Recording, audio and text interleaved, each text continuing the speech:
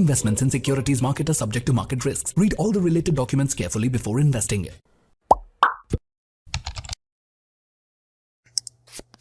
தமிழ் நண்பர்கள் அனைவருக்கும் வணக்கம். நீங்கள் பார்த்து கொண்டிருப்பது ஷேர் மார்க்கெட் அகாடமி. நான் உங்கள் தினேஷ். இந்த வீடியோவில் மியூச்சுவல் ஃபண்ட்ஸ் அப்படின்னா என்ன, இந்த மியூச்சுவல் ஃபண்ட் சிஸ்டம் எப்படி ஒர்க் ஆகுது, இந்த மியூச்சுவல் ஃபண்டில் நம்ம எப்படி இன்வெஸ்ட்மெண்ட் பண்ணுறது அப்படிங்கிறத பற்றி கம்ப்ளீட்டாக நம்ம இந்த வீடியோவில் பார்க்க போகிறோம். இந்த வீடியோ கண்டிப்பாக உங்களோட வாழ்க்கையில் ஒரு சின்ன மாற்றத்தை ஏற்படுத்தும் அப்படின்னு நான் நம்புகிறேன்.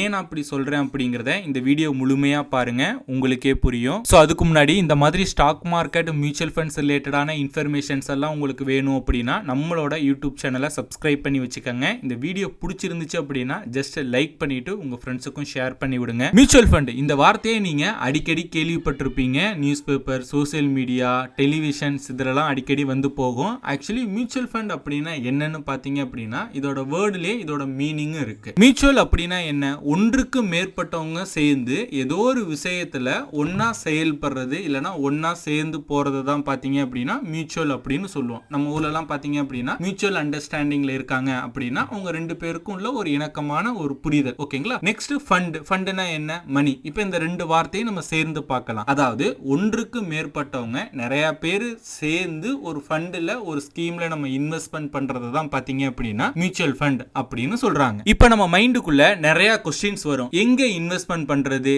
எப்படி நம்ம இன்வெஸ்ட்மெண்ட் பண்ணணும், எவ்வளவு மினிமமா இன்வெஸ்ட்மெண்ட் பண்ணணும், எவ்வளவு ரிட்டர்ன்ஸ் நமக்கு கிடைக்கும் அப்படின்னு நிறைய கொஸ்டின்ஸ் இப்போ உங்க மைண்டுக்கு வந்திருக்கும். அதுக்கெல்லாம் ஆன்சர்ஸ் இப்ப நம்ம வரிசையா ஒண்ணா பார்க்கலாம். ஓகே, இப்ப ஸ்கிரீன்ல தெரியுற இந்த இமேஜை பாருங்க. இங்க ரெண்டு பேர் இருக்காங்க. இவங்க தான் இன்வெஸ்டர்ஸ். இன்வெஸ்டர்ஸ் அப்படிங்கிறவங்க வேற யாரும் கிடையாது, நம்ம தான். நம்மள மாதிரி இன்வெஸ்ட்மெண்ட் பண்ணணும்னு நினைக்கிறவங்கள தான் இன்வெஸ்டர்ஸ் சொல்றோம். இப்ப இவங்க இன்வெஸ்டர்ஸ் என்ன பண்றாங்க அப்படின்னா மணியை வந்து மியூச்சுவல் ஃபண்ட்ஸ் கம்பெனிட்ட கொடுக்குறாங்க. மியூச்சுவல் ஃபண்ட் கம்பெனி என்ன பண்ணுது அப்படின்னா அவங்க நம்ம கிட்ட இருந்து வாங்குற அமௌண்ட்டை வந்து equities, bonds, gold, money market instrument, government securities எல்லாம் இன்வெஸ்ட்மெண்ட் பண்ணுவாங்க. இன்வெஸ்ட்மெண்ட் பண்ணதுலேருந்து வர ப்ராஃபிட்டை பார்த்தீங்க அப்படின்னா திரும்ப இன்வெஸ்டர்ஸ் நம்ம கிட்டே கொடுத்துருவாங்க.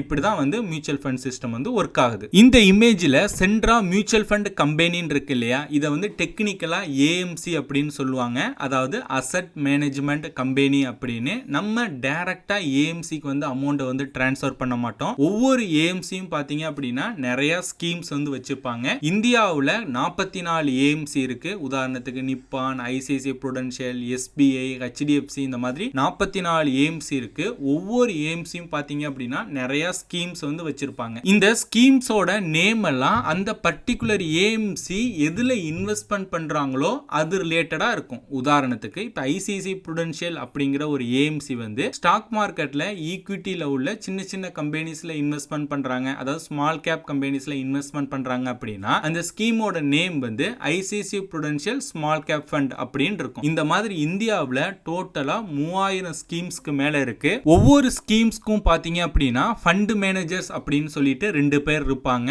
இவங்க தான் பாத்தீங்க அப்படின்னா அந்த ஸ்கீம்ல இன்வெஸ்ட்மெண்ட் பண்ற அமௌண்ட் எல்லாத்தையும் எடுத்து என்னென்ன ஸ்டாக்ஸ்ல இன்வெஸ்ட்மெண்ட் பண்ணணும் அப்படின்னு டிசிஷன் எடுப்பாங்க. அப்போ நம்ம என்ன பண்ணணும் அப்படின்னா எந்த ஸ்கீம் வந்து நல்லா பெர்ஃபார்மன்ஸ் பண்ணுதோ, பெர்ஃபார்மன்ஸ் அப்படிங்கறது நான் எதை சொல்றேன் அப்படின்னா ரிட்டர்ன். லாஸ்ட் 1 இயர்ல அது எவ்வளவு ரிட்டர்ன் கொடுத்திருக்கு, லாஸ்ட் 3 இயர்ஸ்ல அது எவ்வளவு ரிட்டர்ன்ஸ் கொடுத்திருக்கு, லாஸ்ட் 5 இயர்ஸ்ல அது எவ்வளவு ரிட்டர்ன்ஸ் கொடுத்திருக்கு அப்படிங்கறத தெரிஞ்சுக்கிட்டு இந்த மாதிரி ரிட்டர்ன்ஸ் அதிகமா கொடுக்கிற ஸ்கீம்ல நம்ம இன்வெஸ்ட்மெண்ட் பண்ணோம் அப்படின்னா நமக்கு ரிட்டர்ன்ஸும் அதிகமா கிடைக்கும். இப்ப ஸ்கிரீன்ல தெரியுற இந்த இமேஜை பாருங்க. நான் சொன்னது உங்களுக்கு தெளிவா புரியும். இன்வெஸ்டர்ஸ் நம்ம இருக்கோம். இன்வெஸ்டர்ஸ் வந்து ஏஎம்சி அசெட் மேனேஜ்மெண்ட் கம்பெனில உள்ள ஃபண்ட் மேனேஜர்ஸ் கிட்ட ஒரு ஸ்கீம் வழியா வந்து நம்ம அமௌண்ட்டை கொடுக்கிறோம். அவர் பாத்தீங்க அப்படின்னா நம்மளோட அமௌண்ட்டை எடுத்து ஈக்விட்டி, பாண்ட்ஸ், கவர்மெண்ட் செக்யூரிட்டிஸ், மணி மார்க்கெட்ல இன்வெஸ்ட்மெண்ட் பண்றாரு. அதுதான் இங்க செக்யூரிட்டிஸ் அப்படின்னு மென்ஷன் பண்ணிருக்காங்க. இன்வெஸ்ட்மெண்ட் பண்ணதுல இருந்து வர ரிட்டர்ன்ஸ் பாத்தீங்க அப்படின்னா நம்ம இன்வெஸ்டர்ஸ்க்கு நமக்கு கிடைச்சிருது. ஓகே, இப்போ உங்களுக்கு மியூச்சுவல் ஃபண்ட் அப்படின்னா என்ன, இந்த மியூச்சுவல் ஃபண்ட் சிஸ்டம்லாம் எப்படி ஒர்க் ஆகுது அப்படின்னு உங்களுக்கு புரிஞ்சிருக்கும். நெக்ஸ்ட்,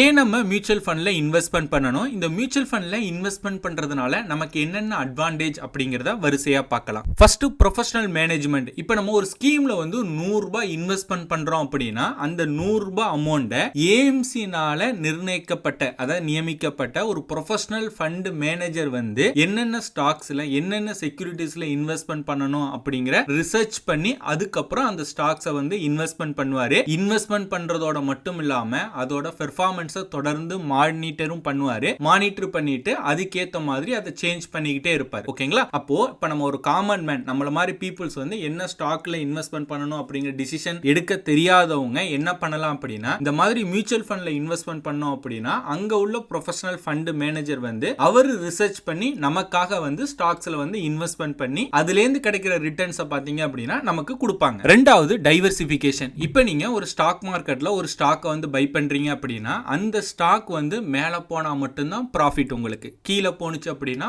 உங்களுக்கு லாஸ். ஆங்கிலத்துல ஒரு பழமொழி இருக்கு, don't put all your eggs in one basket அப்படின்னு. மியூச்சுவல் ஃபண்ட்ஸ்லயும் பாத்தீங்க அப்படின்னா நீங்க ஒரு ஸ்கீம்ல 100 ரூபாய் இன்வெஸ்ட்மெண்ட் பண்றீங்க அப்படின்னா அந்த 100 ரூபாயும் அந்த ஃபண்ட் மேனேஜர் வந்து ஒரு ஸ்டாக்ல இன்வெஸ்ட்மெண்ட் பண்ண மாட்டாரு. கிட்டத்தட்ட ஒரு 50 ஸ்டாக்ஸ்ல டைவர்சிஃபை பண்ணி இன்வெஸ்ட்மெண்ட் பண்ணுவாரு. அப்போ 50 ஸ்டாக்ஸ்ல ஏதாவது ஒரு 5 ஸ்டாக் 10 ஸ்டாக்ஸ் வந்து நல்லா பெர்ஃபார்மன்ஸ் பண்ணாம இருந்தாலும் மீதமுள்ள 40 ஸ்டாக்ஸ் வந்து நல்லா பெர்ஃபார்மன்ஸ் பண்ணிச்சு அப்படின்னா உங்களுக்கு ரிட்டர்ன்ஸ் வந்து அதிகமா கிடைக்கும். தட் மீன்ஸ் உங்களுக்கு வந்து ரிஸ்க் வந்து ரொம்ப கம்மியா இருக்கும். ஏன்னா டைவர்சிஃபிகேஷன் இங்க மியூச்சுவல் ஃபண்ட்ஸ்ல இருக்கு. மூணாவது அஃபோர்டபிலிட்டி. இப்போ நீங்க ஸ்டாக் மார்க்கெட்ல ஒரு ஷேரை நீங்க பர்ச்சேஸ் பண்ணணும் அப்படின்னா அந்த ஷேர் பிரைஸ் என்ன இருக்கோ அந்த அமௌண்ட் இருந்தாதான் உங்களால ஒரு ஷேர் வந்து வாங்க முடியும். பட் மியூச்சுவல் ஃபண்ட்ஸ்ல அந்த மாதிரி கிடையாது. மியூச்சுவல் ஃபண்ட்ஸ்ல மினிமம் வந்து 100 ரூபாய் இருந்தாலே உங்களால எஸ்ஐபி வந்து ஸ்டார்ட் பண்ண முடியும். இந்த மினிமம் இன்வெஸ்ட்மெண்ட் அப்படிங்கிறது ஒவ்வொரு ஸ்கீம்ஸ்க்கு வந்து வேரி ஆகும். இப்போ உள்ள காலகட்டத்தில் 100 ரூபாய் அப்படிங்கிறது மிகப்பெரிய அமௌண்ட் கிடையாது. ஸோ இந்த வீடியோ பார்த்துக்கிட்டு இருக்க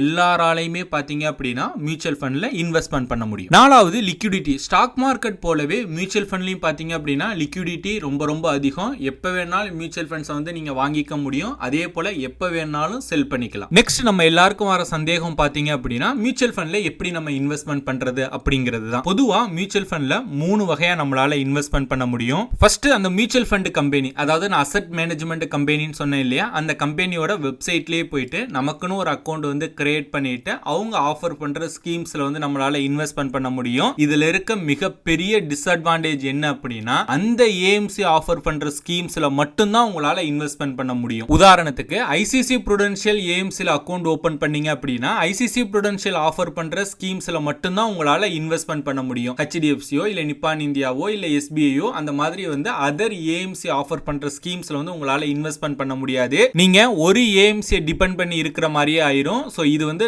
நாட் அட்வைசபிள். ரெண்டாவது மெத்தட் பாத்தீங்க அப்படின்னா டிமேட் அக்கௌண்ட் மூலமா நம்ம மியூச்சுவல் ஃபண்ட்ஸை வாங்குறது. இதுல இருக்க ஒரு சில டிஸ்அட்வான்டேஜ் என்னன்னு பாத்தீங்க அப்படின்னா, ஃபர்ஸ்ட் இப்ப நீங்க டிமேட் அக்கௌண்ட் மூலமா ஏதோ ஒரு மியூச்சுவல் ஃபண்ட் நீங்க வாங்குறீங்க அப்படின்னா உங்களால STP சிஸ்டமேட்டிக் டிரான்ஸ்ஃபர் வந்து உங்களால பண்ண முடியாது. அதாவது ஒரு ஸ்கீம்ல வந்து ஒரு 100 ரூபாய் இல்ல 200 ரூபாய் 500 ரூபாய் நீங்க இன்வெஸ்ட்மெண்ட் பண்ணிருக்கீங்க. இந்த ஸ்கீம் வந்து நல்லா பெர்ஃபார்மன்ஸ் பண்ணல, நான் இந்த ஸ்கீம்ல இருந்து வேற ஸ்கீமுக்கு மாத்துறேன் அப்படின்னா டிமேட் அக்கௌண்ட் வழியா நீங்க வந்து மியூச்சுவல் ஃபண்ட் ஸ்கீம்ஸ் வாங்குனீங்க அப்படின்னா உங்களால பண்ண முடியாது. அதே போல சிஸ்டமேட்டிக் வித்ட்ரா பிளான் அப்படின்னு சொல்லிட்டு ஒரு ஆப்ஷன் இருக்கு. அதாவது நீங்க ஒரு லம்சமா ஒரு அமௌண்ட் வந்து இன்வெஸ்ட்மெண்ட் பண்ணிட்டு மந்த்லி உங்களுக்கு இன்ட்ரெஸ்ட் மாதிரி உங்க பேங்க் அக்கௌண்ட்டுக்கு கிரெடிட் பண்ற மாதிரி நம்ம வந்து மியூச்சுவல் ஃபண்ட் ஸ்கீம்ஸ்ல பண்ணலாம்.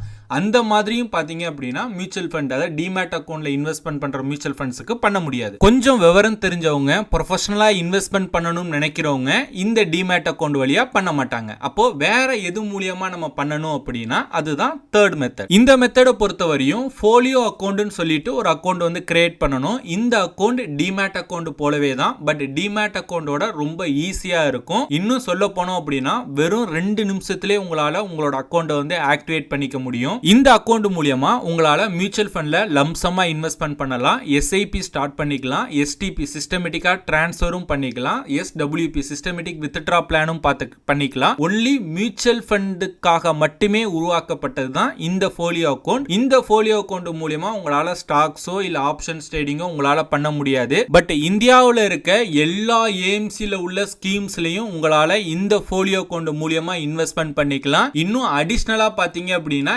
NPS நேஷனல் பென்ஷன் ஸ்கீம்லயும் இன்வெஸ்ட்மெண்ட் பண்ணிக்கலாம். இந்த ஃபோலியோ அக்கௌண்ட்டுக்கு அக்கௌண்ட் ஓபனிங் சார்ஜஸும் கிடையாது, அக்கௌண்ட் மெயின்டைனிங் சார்ஜஸ் அதாவது ஏஎம்சின்னு சொல்லக்கூடிய அந்த சார்ஜஸும் கிடையாது. அதே போல இப்ப நீங்க மியூச்சுவல் ஃபண்டை பை அண்ட் செல் பண்றீங்க அப்படின்னா அதற்கும் எந்த விதமான சார்ஜஸும் கிடையாது. ஓகே, இப்போ இந்த ஃபோலியோ அக்கௌண்ட் எப்படி கிரியேட் பண்றதுன்னு பாத்தீங்க அப்படின்னா அக்கௌண்ட் கிரியேட் பண்றதுக்கான லிங்க் நான் கீழே டிஸ்கிரிப்ஷன்ல கொடுத்திருக்கேன். அந்த லிங்கை கிளிக் பண்ணீங்க அப்படின்னா உங்களோட நேம், மொபைல் நம்பர் என்ட்ரு பண்ணுங்க. என்ட்ரு பண்ண உடனே உங்க மொபைல் நம்பருக்கு வந்து ஓடிபி வரும். ஓடிபி என்ட்ரு பண்ணிட்டு உங்களோட ஃபோலியோ அக்கௌண்ட்டுக்கு ஒரு பாஸ்வேர்டு வந்து செட் பண்ணுங்க. செட் பண்ணிட்டு ஓகேன்னு கொடுத்தீங்க அப்படின்னா அப்ளிகேஷன் டவுன்லோட் பண்றதுக்கான லிங்க் வரும். அந்த லிங்கை கிளிக் பண்ணி கூகுள் பிளே ஸ்டோர்ல இல்ல iOSல வந்து அப்ளிகேஷன் வந்து டவுன்லோட் பண்ணிக்கங்க. ஒன்ஸ் அப்ளிகேஷன் டவுன்லோட் பண்ணதுக்கு அப்புறம் ஓபன் பண்ணீங்க அப்படின்னா உங்களோட மொபைல் நம்பர் கொடுத்து லாகின் பண்ணிக்கங்க. லாகின் பண்ண உடனே டாப் ஆஃப் த கார்னர்ல ஆக்டிவேட் அக்கௌண்ட் அப்படின்னு சொல்லிட்டு ஒரு ஆப்ஷன் இருக்கும். அதை கிளிக் பண்ணி உங்களோட பர்சனல் டீடைல்ஸ், உங்களோட பேங்க் டீடைல்ஸ், நீங்க என்னென்ன பண்றீங்க, உங்களோட சிக்னேச்சர், இது எல்லாமே நம்ம டிமேட் அக்கௌண்ட் ஓபன் பண்றதுக்கு என்னென்ன ப்ரொசீஜரோ சேம் ப்ரொசீஜர். பட் எந்த டாக்குமெண்ட்டும் நீங்க அப்லோட் பண்ண தேவையில்லை. ஒரு 4 ஸ்டெப் இருக்கும். 4 ஸ்டெப்பை கம்ப்ளீட் பண்ணீங்க அப்படின்னா வித்தின் 5 மினிட்ஸ்க்குள்ளே உங்களோட அக்கௌண்ட் வந்து ஆக்டிவேட் ஆயிரும். ஒன்ஸ் அக்கௌண்ட் ஆக்டிவேட் ஆனதுக்கு அப்புறம்